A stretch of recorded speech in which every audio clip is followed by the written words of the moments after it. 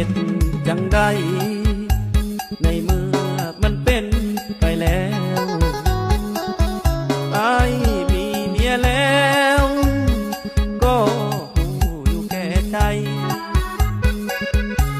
บ่อยากเลือกเมียบ่อยากเสียน้องสิเฮ็ดจังได้ถ้าอายเลือกได้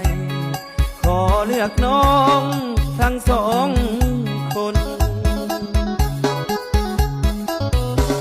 ถ้าอายเลือกเมียก็ต้องเสียน้องคนที่หักใจมันลำบากคิดหนักวุ่นวายสับสนแต่ว่าตอนนี้อยากเก็บไว้